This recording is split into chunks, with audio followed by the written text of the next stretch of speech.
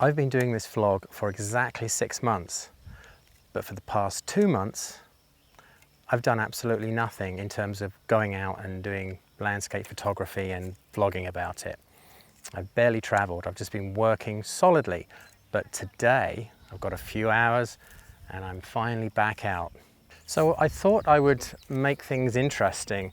I figured because I haven't been out for a while, I'm going to be running around like a headless chicken, not knowing what to shoot, what lens to use. It's been a while, I'll be overwhelmed. So here's my answer.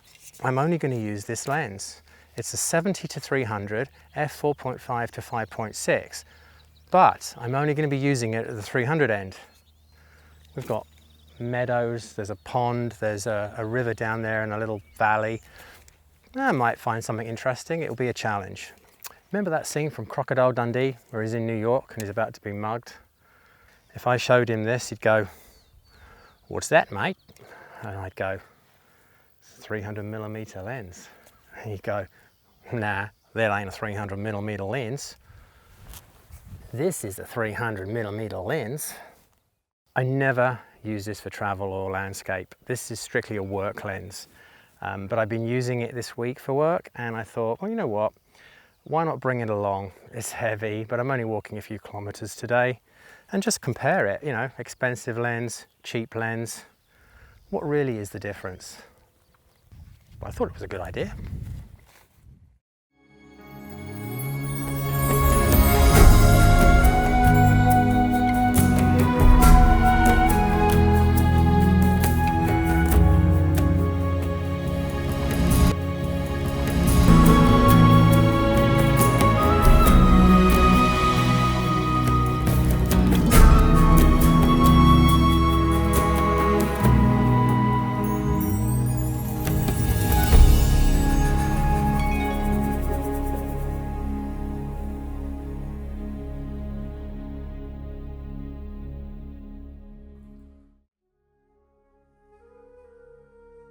For this first shot, I found a white flower, not sure what it is, and it's relatively close. It's about as close I think I can go with the 2.8.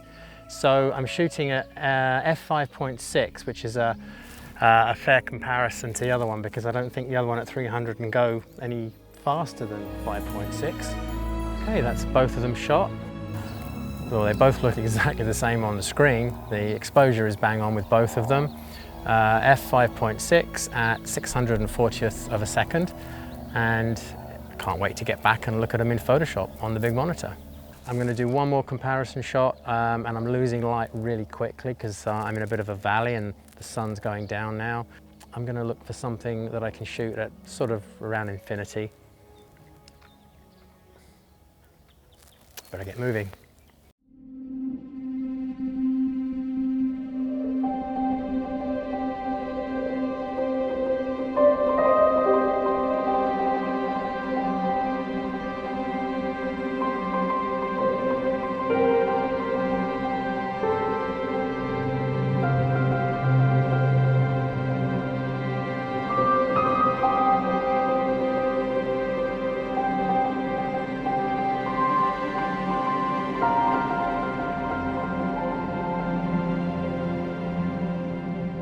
I'm just going to do a really basic test, shooting at infinity at a line of trees with sky behind, so there's a bit of contrast.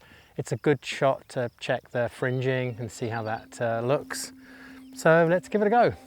We are again at f5.6, ISO 500 and 320th of a second, and I'm doing it on a 2-second timer.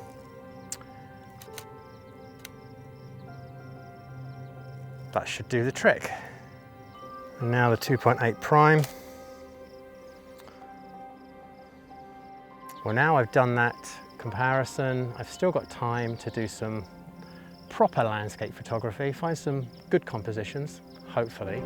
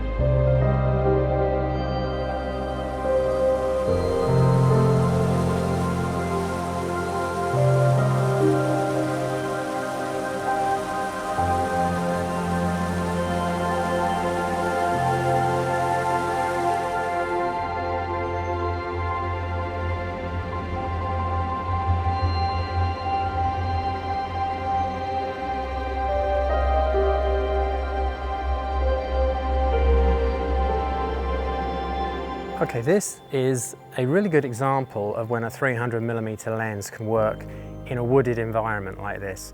It's a fantastic little trail, amazing for walking in, but not really that photogenic, I don't think. This trail splits, and I really like what's happening down there with the sun sort of backlighting some of those trees. With a 300mm lens, we can really compress that and make a really interesting shot. What I'm going to do is put the focus on the trees that are lit by the sun. It's sort of backlit. So why don't we take a look? It's really contrasty and it's really mosquito-y. 100th of a second, f5.6 again, 250 ISO. That's working for me.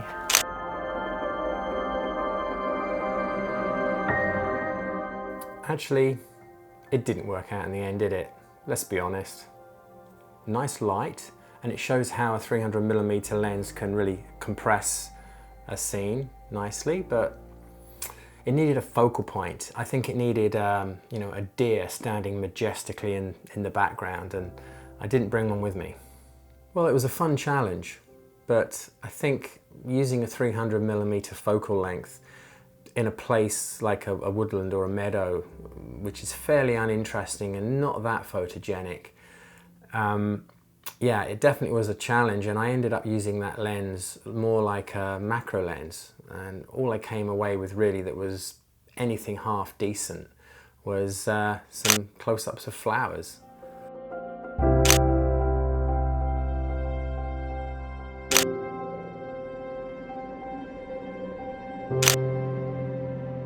For me, the best place to use a 300mm lens, I think, is going to be when I'm shooting along a dramatic coastline, or up in the Scottish Highlands, shooting a mountain scene and really compressing the distance for dramatic effect. But hey, that's just me, just my opinion. Now let's look at those comparative images. So first, the 70 to 300mm at f5.6 looks pretty good. Nice blur in the background there. And then when we look at the 300mm prime, same thing, looks good. They actually look very similar. I really can't see anything that noticeable other than the composition itself isn't particularly great. When we compare the two together, I mean, the lights obviously changed in the background, the sun shifted a little bit, but really they're both decent images. They both look good. If we zoom in tight to one section, we'll see that some of the flower heads that are in focus aren't exactly pin sharp. And when we go over to the 300mm prime, the flower heads that are in focus are absolutely pin sharp. So there's a difference there. But remember, we've zoomed in quite a bit. When we zoom back out, you know, it really is hard to tell the difference. Now we move on to a shot at infinity. And this is a good test with the contrast in the sky to see what the fringing is going to be like. They both look pretty good. When we zoom in and compare a detail of the two, this is the first time for me that you see a big difference. The 70 to 300mm just isn't sharp. It's a little bit furry there, whereas the 300mm prime is nice and crisp, and there's just a little bit more pop to it, a little bit more contrast, and it is pin sharp. But again, we've zoomed in quite a bit. I should add that there's minimal post-processing to all of these images. What I did with the 70 to 300 here is gave it a high pass sharpening, and that has brought it back to life. It gives it some pop and a bit more clarity, and that has rescued it, I think.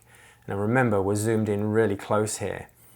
When we zoom back out, this is really not a big deal. So the bottom line here is, when you compare the two lenses and look at the price difference, there's certainly not that much of a difference in the quality. I was really impressed with the 70 to 300. Sure, when you zoom in really close into a file, you're going to see a little bit of fuzziness, and it's not quite as sharp. And that's more noticeable at the sort of shooting at the infinity end rather than sort of closer shots that are 3, 4, 5 meters away. That's a great lens. That really is a great lens.